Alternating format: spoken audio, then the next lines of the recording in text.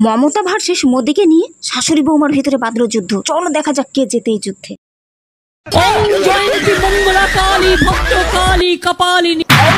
নবাব নন্দিনী, দিদিকে দেখে কিন্তু শেখো।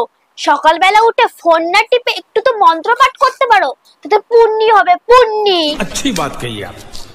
দিদি সুন্দর মন্ত্র পাঠ করে, দেখেছো কিন্তু শেখো। মন্ত্র পড়ার বয়স আমার না তোমার, আমার এখন ফোন দেখার বয়স।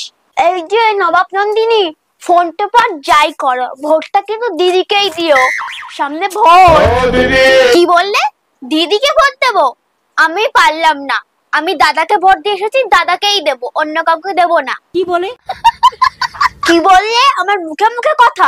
আমি হলাম এই বাড়ির হেড, আমি যাই বলবো তাই শুনতে হবে, বলে দিলুম। না মা, পারলাম না দিদিকে ভোট দিতে। देखो देखो, हम 25,000 करोड़ लोन देंगे, वो अपना अपना पाय में खड़ा हो। ভোট পাওয়ার জন্য কি করছে? একদম ফালতু কথা বলবে না, বলে দিলুম।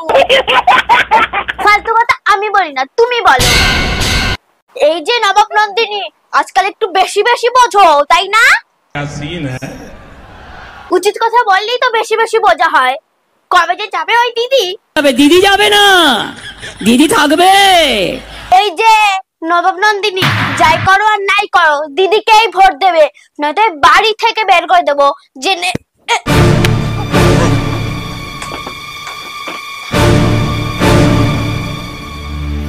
কি হয়েছে মা?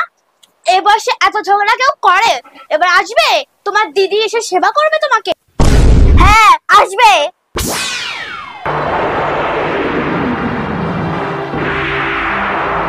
না বৌমা, কোনো দাদা দিদি আসবে না। আমরা আর ঝগড়া করব না, আমরা দুজনে মা মেয়ে হয়ে থাকবো। হ্যাঁ মা, আমরা আর ঝগড়া করব না। আমার সোনা বৌমা। হাই বন্ধুরা, তোমরা সবাই কেমন আছো? আশা করছি সবাই ভালো আছো। আমি আর আমার শাশুড়ি তো এখন থেকে মিলেমিশে থাকবো, তোমরাও কিন্তু থেকো। আর এই ভিডিওটা যদি তোমরা দেখতে চাও, তাহলে তাড়াতাড়ি যাও হ্যাপি খুশি চ্যানেলে। ওখানে গিয়ে এই ভিডিওটা দেখে যদি তোমাদের ভালো লাগে, তাহলে লাইক শেয়ার কমেন্ট সাবস্ক্রাইব করে দিও কিন্তু।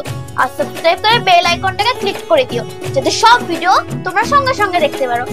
টাটা।